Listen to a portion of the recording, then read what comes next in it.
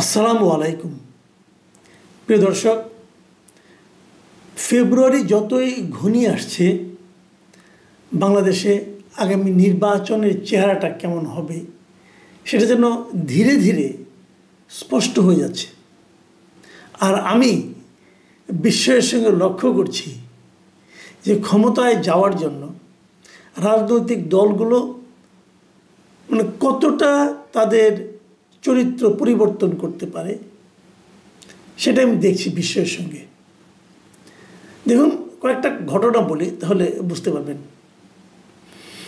কয়েকদিন আগে 4 তারিখে, আজকে 9 তারিখ, 5 দিন আগে উত্তরায় এই গণ আন্দোলনের সময় যে নিহত হয়েছিলেন মীর মাহফুজুর রহমান মুগ্ধ, তারই যমজ ভাই মীর মাহবুবুর রহমান স্নিগ্ধ, তিনি 4 তারিখে বিএনপিতে জয়েন করলেন। এবং বিএনপিতে সেই যোগদানের কালীন যে দৃশ্যটা আমরা দেখলাম, সেখানে বিএনপির মহাসচিব ছিলেন এবং অনলাইনে তারেক রহমান সাহেবও সেই দৃশ্যের সাক্ষী হয়েছেন এবং উনি সেখানে যোগ দিলেন। কোনো সন্দেহ নেই যে মীর মুগ্ধ যিনি মারা গিয়েছিলেন তিনি আমাদের এই গণ আন্দোলনের একটা আইকনে পরিণত হয়েছিলেন। সবাই এই নামটা এখন জানেন, কাজেই সেই নামের যে ব্যক্তি যিনি নিজের জীবন দিয়েছেন তারই যমজ ভাই তিনিও কিন্তু একটা গুরুত্বপূর্ণ ক্যারেক্টার হয়ে দাঁড়িয়েছিলেন। এরপরে এই জুলাই ফাউন্ডেশনের উনি দায়িত্বেও ছিলেন কিছুদিন, তারপরে যা হোক পদত্যাগ করেছেন। কেন করেছেন এটা নিয়ে নানা কথা আছে, সে আলোচনায় আমি যাচ্ছি না। কাজেই রাজনীতিতে এই নামটা, এই ক্যারেক্টারটা অবশ্যই একটা বিএনপির জন্য একটা প্লাস পয়েন্ট হিসাবে আমি মনে করি হয়েছে। পাশাপাশি স্নিগ্ধর জন্য এটা একটা প্লাস পয়েন্ট, একটা বড় দলে উনি যোগ দিতে পেরেছেন, এ পর্যন্ত ঠিক আছে। কিন্তু তারপর শুনলাম তিনি নাকি উত্তরার থেকে বিএনপির ক্যান্ডিডেট হচ্ছেন। এটা শুনে আমি প্রথমে একটু হোঁচট খেলাম এই কারণে যে স্নিগ্ধ তো আগে বিএনপি করতেন না, কখনোই করতেন না। তাহলে উত্তরাতে এই যে আওয়ামী লীগের 16-15 বছর, আওয়ামী লীগের যে 15.5 বছর সময় শাসনকাল, এই সময় আওয়ামী লীগ যে বিএনপি নেতা কর্মীদের উপর যে নিদারুণ টর্চার করেছেন, এই টর্চারের সময়টাকে, দলটাকে ওখানে ধরে রাখা, এই সমস্ত কাজে দলকে ধরে রাখা, দলকে উদ্দীপ্ত করা অথবা দলের হয়ে কোনো না কোনো কাজ করা, এই কোনো কাজে গত 15.5 বছর কি মীর মাহবুবুর রহমান স্নিগ্ধের কোনোরকম ভূমিকা ছিল না। এখন যদি স্নিগ্ধ সামনে বিএনপির নমিনেশন পেয়ে যান, উনি নির্বাচিতও হবেন এবং তখন কিন্তু এই এলাকায় বিএনপির যারা রাজনৈতিক নেতাকর্মী যারা আছেন তারা কিন্তু স্নিগ্ধকে নেতা মেনেই কাজ করতে হবে। তাদেরকে এমন একজন লোককে নেতা মানতে হবে যে লোকটা তাদের বিপদের সময় ছিল না, তাকে এখনো প্রশ্ন ওঠে না। উনি কি বিএনপির রাজনীতিটা খুব ভালো বোঝেন? যিনি রাজনীতি করেনি নাই তিনি কি করে বুঝেন আমি এটা মানব? তাহলে তাকে দেওয়াটা কেন? অনেক সময় এমন হয় যে এমন একজন মধ্যপন্থার লোককে আনতে হয় যে নাকি নির্বাচনে বিজয়ের ক্ষেত্রে ভালো ভূমিকা রাখে। সন্দেহ নাই মীর স্নিগ্ধ এই সময় ওরকম একটা ভালো ভূমিকা রাখতে পারবে, কারণ ওনার নামেরও একটা কিন্তু গুরুত্ব আছে। প্রশ্ন হচ্ছে, এখন কি নির্বাচনের মাঠ বিএনপির জন্য অতটা প্রতিদ্বন্দ্বিতামূলক? যদি স্নিগ্ধ এখানে নির্বাচনে লড়াই প্রার্থী না হন তাহলে কি এখানে বিএনপি হেরে যাবে? হয়তো বলবেন বিএনপি লিডার সেরকম ভালো কেউ নাই, এটাও আমি বিশ্বাস করি না। বিএনপি লিডার ভালো অবশ্যই আছে, যাকে দেখা যাচ্ছে হয়তো তাকে নিয়ে আপনাদের আপত্তি আছে, সে হয়তো প্রচুর চাঁদাবাজি করেছে, অমুক করেছে, তমুক করেছে, তাকে দিয়েন না। ওখানে বিএনপির নিবেদিত প্রাণ কেউ না কেউ তো আছে, এত বড় দল থাকবে না? থাকবে। বরঞ্চ আপনারা যদি, যার প্রতি আপনাদের আপত্তি আছে, যদি এমন কেউ থাকে যে নাকি দলের বড় পদে আছে কিন্তু তার ভূমিকা এই সময় ভালো ছিল না, চাঁদাবাজির সঙ্গে জড়িয়ে গিয়েছিল, দখলদারিত্বের সঙ্গে জড়িয়ে গিয়েছিল, যদি এমন কেউ থাকে তাকে নমিনেশন দিয়েন না। বরঞ্চ তাকে দেখিয়ে দলের জন্য নিবেদিত প্রাণ সৎ এমন একজন বিএনপির কর্মীকে অথবা বিএনপির নেতাকে অথবা বিএনপির সমর্থককে তুলে নিয়ে আসেন, এনে তাকে মনোনয়ন দেন। তাতে কি হয়, চাঁদাবাজির যে কি শাস্তি সেটাও তারা বুঝতে পারে এবং বিএনপির দলের জন্য নিবেদিতভাবে কাজ করার কি মূল্যায়ন, সেটাও লোকে বুঝতে পারে। কিন্তু যদি আপনার কোনোটা না করে সম্পূর্ণ বাইরের একজন লোককে এনে লটারি পাওয়ার মতো করে মনোনয়ন দিয়ে দেন, সেক্ষেত্রে কি হয়, কোনো মেসেজ কিন্তু কারো কাছে যায় না। দলের কেউ কিন্তু বুঝতে পারে না যে কী কারণে কি হয়ে গেল। তাদের এতদিনের যে ডেডিকেশন, তার কী মূল্যায়ন হলো, এটা কিন্তু দলের কেউ বুঝতে পারে না। মানুষের মধ্যে হতাশা তৈরি হয় এবং তারা তখন ওই ছোট নেতা হিসাবে অথবা আঞ্চলিক লিডার হিসাবে তারা কিন্তু নানা ধরনের দুর্নীতিপরায়ণ কাজে, চাঁদাবাজিতে লিপ্ত হয়ে পড়ে। এই কিছুই তো হলো না, তাহলে এটা করে কিছু দূর অগ্রসর হই। আমি মনে করি বাংলাদেশের যে এই যে আপনার দায়িত্বে যাওয়ার পরেই যে লুটপাটের একটা রাজনীতি শুরু হয়, তার বীজটা কিন্তু এভাবে বোনা হয়। তো এই প্রশ্নটা কিন্তু যখন থাকছে, যখন এই প্রশ্নটা নিয়ে আলোচনা চলছে, এর মধ্যে আমার সঙ্গে একাধিক লোকে আলোচনা হয়েছে এবং স্নিগ্ধও দেখলাম, উনি বললেন যদি ওনাকে সুযোগ দেওয়া হয় তাহলে উনি বিএনপির উত্তরা থেকে নির্বাচন করতে চান বিএনপির হয়ে। মানে উনিও মেন্টালি এক ধরনের প্রিপারেশন আছে এবং ওই এলাকায় বিএনপি এখনও কাউকে নমিনেশন দেয়নি। তাহলে ধারণা করা হচ্ছে যে স্নিগ্ধ হয়তো নমিনেশন পেতে যাচ্ছেন। ঠিক একই রকম আরেকটা ঘটনা আজ ঘটল। সেই ঘটনাটা কি? সেই ঘটনা হলো এই সরকারের একজন উপদেষ্টা, খুবই আলোচিত এবং খুবই বিতর্কিত একজন উপদেষ্টা, আসিফ মাহমুদ সজীব ভুঁইয়া। উনি আবার ছাত্র প্রতিনিধি হিসাবে কিন্তু এই ক্যাবিনেটে যুক্ত হয়েছেন। সে আসিফ মাহমুদ সজীব ভুঁইয়া, ওনার বাড়ি হলো কুমিল্লার মুরাদনগরে। ওখান থেকে তার ভোটার তালিকাটা ভোটার হিসাবে উনি ধানমন্ডিতে অন্তর্ভুক্ত হওয়ার জন্য আজকে আবেদন করলেন।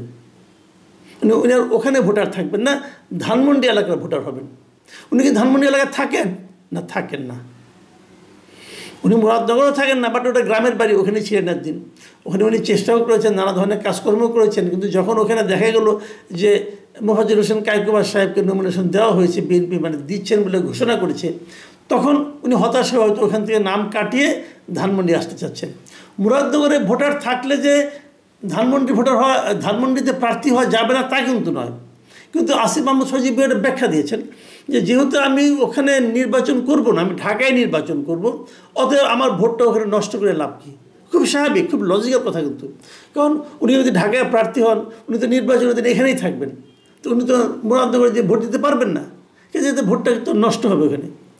দিস ইজ গুড ডিসিশন, আমার কোনো সন্দেহ নেই। কিন্তু আমার কথা হলো, আমি যতদূর জানি উনি থাকেন তেজগাঁও থানার দিকে, তো উনি তাহলে ধানমন্ডিতে এলেন কেন?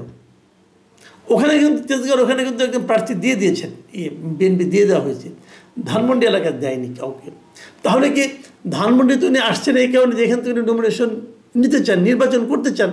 হ্যাঁ, উনি নিজেও এটা বলেছেন যে উনি নির্বাচন করবেন। উনি একদম কনফার্ম করেছেন যে আমি নির্বাচন করব, এবং এটাও বলেছেন আপাতত সিদ্ধান্ত স্বতন্ত্রই করব, তারপরে দেখব কোন দলের সঙ্গে কোন দলে যেতে পারি, অথবা দলের সঙ্গে আমার সম্পর্ক হয়, তাহলে সেই দলের নমিনেশন নিয়ে আমি নির্বাচন করব। তাহলে আসিফ মাহমুদ সজীব ভুঁইয়া নির্বাচন করছেন, উনি ধানমন্ডি এলাকায় ভোটার হতে চেয়েছেন, অতএব উনি ধানমন্ডিতে ভোটার হবেন। কিন্তু কোন ঠিকানায় হবেন, এখনও তো ওনার ধানমন্ডিতে কোনো ঠিকানা আছে বলে আমি জানি না। ধানমন্ডিতে থাকবেন ঠিক করেছেন, কিন্তু একটু বাসা ভাড়া করেছেন, তাহলে কোন ঠিকানা দিয়েছেন আমি এটাও জানি না, হয়তো খোঁজ দিলে জানা যাবে। তো উনি যখন ধানমন্ডি থেকে নির্বাচন করবেন ঠিক করেছেন, এমন একটা জায়গা থেকে করবেন বলে ঠিক করেছেন যেখানে বিএনপি এখনও কাউকে নমিনেশন দেয়নি। এখানে কিন্তু বিএনপির আমার বিবেচনায় খুবই ভালো ডেডিকেটেড দুজন প্রার্থী আছে, একজন ব্যারিস্টার অসীম, একজন শেখ রবিউল আলম রবি। দুইজনই যথেষ্ট পরিচিত এবং দুইজনেরই অনেক এখানে আপনার মানে গুরুত্বপূর্ণ ভূমিকা আছে দলকে টিকিয়ে রাখার জন্য, এবং দুইজনই অনেক দিন ধরে বিএনপি করেন, দুইজনই চমৎকার বলেন, দুইজনের সঙ্গে আমার ব্যক্তিগতভাবে পরিচয় আছে এবং দুইজনকে আমি অত্যন্ত ভালো মানুষ বলে জানি। তো এদের যে কোনো একজন বাদ পড়লে আমার মন খারাপ হতো। এখন যদি দুজনই বাদ পড়ে যান তাহলে কি হবে? আবার ফর্চুনেটলি আমি নিজেও ধানমন্ডি এলাকার ভোটার, আমি এলাকারই ভোটার, তাহলে আমাকে তো একজন ভোট দিতে হবে। আমি এই দুজনে যে কোনো একজনকে পেলে আমার মনে হতো না ভালো একজন ক্যান্ডিডেট পাওয়া গেছে। কিন্তু এখন যদি আমাকে আসিফ মাহমুদ সজীব ভুঁইয়াকে ভোট দিতে বলা হয়, সেটা দেবো না ভাই, আমি আগেই বলে দিলাম। আমি দেবো না মানে কেন? কারণ ওনার আমি এত কর্মকাণ্ডের কথা শুনেছি, স্ক্যান্ডাল শুনেছি, দেখেছি, ওনার বিভিন্ন আচার আচরণের মাধ্যমে যে আচার আচরণের যে পরিচয় আমি পেয়েছি, আমার মনে হয় না যে আমি ওনাকে ভোট দিতে পারবো শেষ মুহূর্ত পর্যন্ত। আমি জানি না, জামাতের প্রার্থীও আছে, সেটাও দেখবো কে প্রার্থী, আমার ঠিক খেয়াল নাই, হয়তো তাকেও দিতে পারি, কে জানে, অথবা কাউকে দিতে নাও পারি, কিছুই বলা যায় না। যাই হোক, তবে আমি মনে করি অনেকে হয়তো ভাবছেন যে তাহলে যেহেতু এটা এখনো ফাঁকা আছে, তাহলে এটা কি তাহলে আসিফ মাহমুদ সজীব ভূঁইয়ার জন্য ফাঁকা রাখা হয়েছে? এটা কিন্তু আসিফ মাহমুদ সজীব ভূঁইয়াকে সাংবাদিককে জিজ্ঞাসা করেছিলেন, উনি অস্বীকার করেছেন। উনি বলেছেন, না, আমার সঙ্গে সেরকম কারোর সঙ্গে কোনো আলোচনা হয়নি, কাজেই আমার সঙ্গে কোনো আলোচনা হয়নি, অতএব আমি এটা বলছি না, কিন্তু আপাতত আমি স্বতন্ত্রভাবে নির্বাচন করব। কিন্তু ঢাকার মানুষকে জিজ্ঞাসা করেন, এই এলাকার ভোটারদেরকে জিজ্ঞাসা করেন, তারা সবাই কিন্তু একই কথা বলবেন যে ওনার জন্য ফাঁকা রাখা হয়েছিল।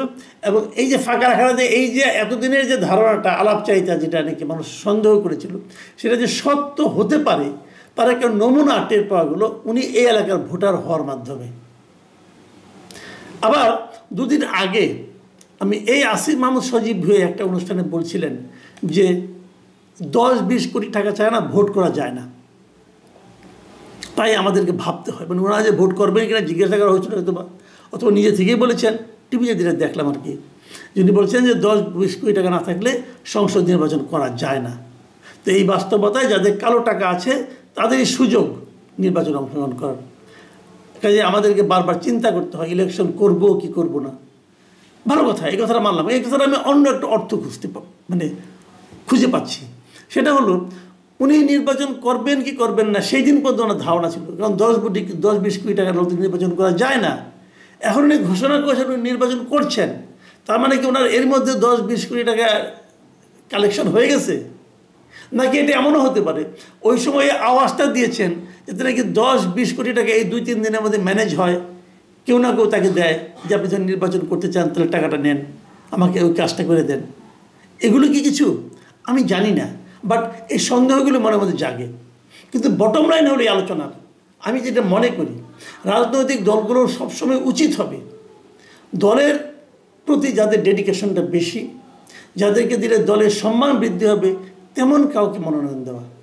এমন কাউকে মনোনয়ন দেওয়া ঠিক হবে না যার সঙ্গে অনেক অনেক স্ক্যান্ডাল জড়িয়ে আছে। তাহলে কি হয়, দলের ইমেজ নষ্ট হয় এবং লোকে ভাবে যে এই দলটা এরকম স্ক্যান্ডাল আছে কোন লোককে যখন নিয়ে আসছে, তাহলে বোধহয় দল এগুলিকে এনজয় করে এবং দল বোধহয় নিজেরাও এগুলি করবে। আমি জানি না শেষ পর্যন্ত কী হবে, তবে আমরা এটা নিয়ে আমি অন্ততপক্ষে বেশ আগ্রহ নিয়ে অপেক্ষা করব যে উত্তরায় এবং ধানমন্ডিতে কী হয় এবং তার ব্যাখ্যাটা বিএনপির কাছ থেকে কী আসে। প্রিয় দর্শক, এখন এ পর্যন্তই। আল্লাহ হাফিজ।